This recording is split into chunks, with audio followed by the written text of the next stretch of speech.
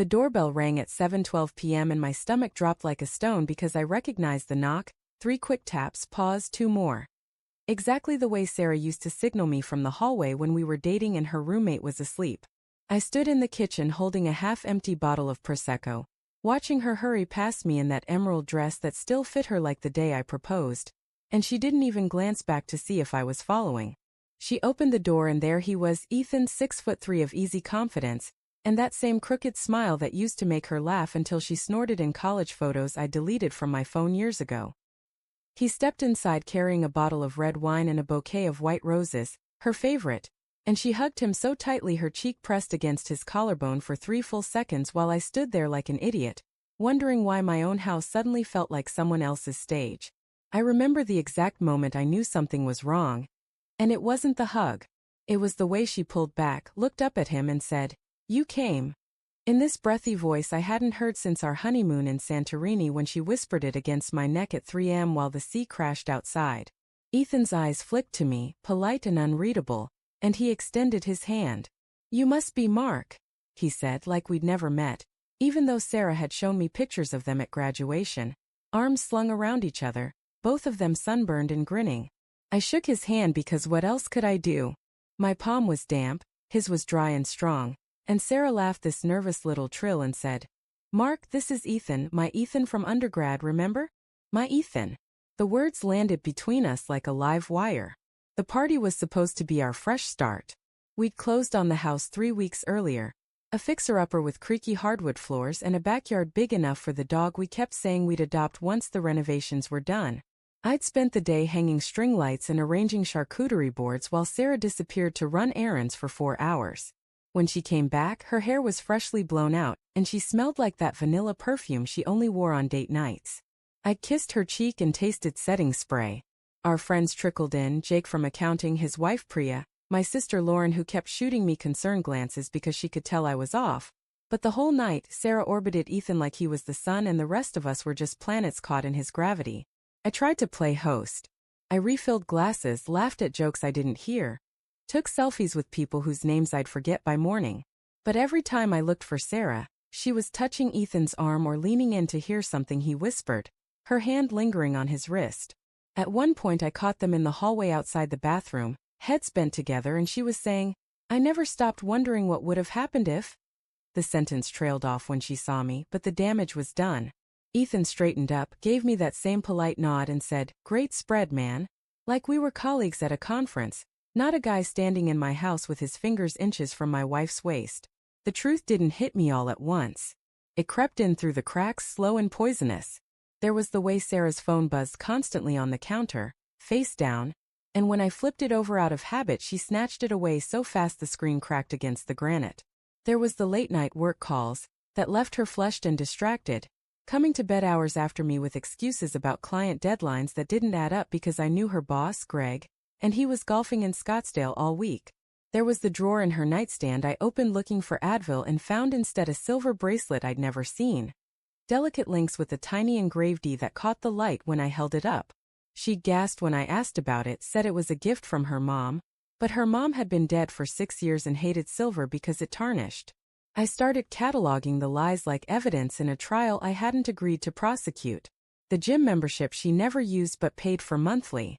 The password change on her laptop the week after we moved in. The way she stopped saying "I love you" first, waiting for me to say it so she could echo it back like a courtesy. I told myself I was paranoid, that 8 years of marriage didn't dissolve over a college ex and some weird vibes at a housewarming. But then I remembered the night 2 weeks earlier when I woke up at 2 a.m. and she wasn't beside me. I found her in the dark living room, curled on the couch with her phone glowing against her face, tears streaking her cheeks as she typed furiously. When I asked what was wrong, she said, "Just a fight with Lauren."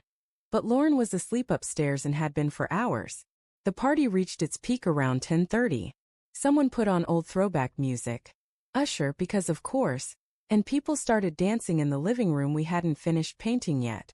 Sarah grabbed Ethan's hand and pulled him into the center of the makeshift dance floor, laughing like she used to laugh with me when we were broke college kids stealing fries off each other's plates. I watched from the kitchen doorway holding a dish towel I'd been using to wipe up spilled Merlot, and something inside me cracked open. Not anger, not yet. Just this hollow, echoing realization that the life I'd built, the late nights sanding baseboards, the savings account drained for granite countertops, the future dog with a name we hadn't picked yet, was all constructed on sand. I don't know what possessed me to walk over. Maybe it was the Prosecco. Maybe it was the way Ethan's hand settled on the small of her back exactly where mine used to rest. I tapped her shoulder and she spun around, eyes bright with champagne and something else I couldn't name. "Dance with me," I said, but it came out flat. She hesitated just a fraction of a second, but Ethan stepped back with that easy grace and said, "She's all yours, man. All yours." The phrase echoed in my skull like a gunshot. We swayed awkwardly to a song that used to be ours, Lucky by Jason Mraz, because apparently the universe has a sense of humor. Sarah's hands were on my shoulders but her eyes kept drifting to Ethan leaning against the wall, sipping his wine and watching us with this half-smile that made me want to punch through drywall. I leaned in close to her ear and whispered, "What's going on with you two?" She stiffened, pulled back just enough to look at me with those green eyes that used to make me forget my own name. "Nothing," she said. "He's just an old friend." But her voice cracked on the word friend, and I felt the lie settle between us like a third person in the dance. The song ended and someone yelled for a toast. I found myself holding the Prosecco bottle, standing on a chair like an idiot, while 30 people raised their glasses to our new home. Sarah stood beside Ethan, her shoulder brushing his, and when I looked down at them I saw it clear as day. The way she leaned into him, the way his fingers grazed her hip when he thought no one was watching. I opened my mouth to say something about new beginnings, about love and hard work and the life we'd promised each other, but the words died in my throat. Instead I said, "To Sarah and Ethan, may they find whatever it is they're looking for." The room went quiet. Someone laughed nervously. Sarah's face drained of color. I stepped down from the chair, set the bottle on the table, and walked through the crowd to where they stood. Ethan looked confused, Sarah looked terrified. I took her hand, the hand I'd held through 2 miscarriages, through her father's funeral, through every fight and makeup and ordinary Tuesday, and placed it gently in Ethan's. "Take care of her," I said, and my voice didn't even shake. Then I looked at Sarah. Really looked at her for the first time in months, and saw the truth written all over her face. Guilt, relief, love for someone else wearing my ring. I kissed her forehead, tasting salt from the tears she hadn't let fall yet, and walked out the front door without my coat even though it was October and the air bit like betrayal. I sat in my truck for an hour, watching the party lights flicker through the windows, listening to muffled music and laughter that didn't include me anymore. My phone buzzed with texts. Jake asking if I was okay. Lauren demanding to know what happened. Sarah's name flashing over and over with messages I didn't read. I drove to the motel off Highway 12. The one with the flickering neon sign and the ice machine that sounded like a dying animal. Checked in with cash because I couldn't bear the thought of her seeing the charge. Lay on the lumpy bed fully clothed and stared at the water stain on the ceiling that looked like the shape of our old apartment. The one we'd left behind for this house, this life, this lie. The next morning I went back for my things while she was at yoga. Found the divorce papers already printed on the kitchen counter. Her signature shaky but there. Next to a note that said, "I'm so sorry. I never meant for this to happen. I love you but I'm not in love with you anymore."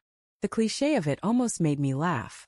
I took my tools, my clothes, the photo of us at Niagara Falls where she's wearing my hoodie and looking at me like I hung the moon. Left my key on the counter next to her note and wrote underneath in Sharpie, "The house looks great. Enjoy the string lights." I moved into a studio apartment above a bakery that smells like cinnamon at 5 a.m., and learned how to sleep diagonally across a bed meant for one. Some nights I still wake up reaching for her side, fingers closing on cold sheets. I kept the bracelet with the E. Wear it on a chain under my shirt like a scar I can't pick off. Lauren says I should hate her, Jake says I dodged a bullet, but the truth is more complicated. Sarah wasn't evil. She was just human, and humans get tired of pretending. We built something beautiful, and then let it rot from the inside because neither of us knew how to say we were unhappy until someone else came along and made it easy. Sometimes I drive past the house at night. The string lights are still up, glowing soft and golden through the trees. I wonder if Ethan waters the herbs we planted together, if he knows she likes her coffee with oat milk now, if he's learned the exact pressure to rub the knot between her shoulder blades when she's stressed. I wonder if she ever thinks about the way I used to trace constellations on her back while we fell asleep, connecting freckles into stories only we knew. Love isn't a lightning strike. It's a slow erosion, a quiet unraveling you don't notice until you're standing in the wreckage holding pieces that don't fit anymore. I gave her away with my own hand because keeping her would have meant keeping the lie, and I loved her too much for that. The bravest thing I ever did was walk out that door knowing I'd never stop loving the woman who stopped loving me back. Some nights that truth keeps me awake. Other nights it's the only thing that lets me sleep. I still flinch when I hear our song in grocery stores. Still check my phone at 2 a.m. expecting a text that will never come. But I'm learning that leaving isn't the same as losing. Sometimes the greatest act of love is releasing someone to the life they chose without you. I shook his hand, gave her away, and walked out forever. Not because I stopped caring, but because I finally started caring about the man I needed to become without her. The house was never the home. We were. And when we stopped being that, the lights went out one by one until only the truth was left glowing in the dark.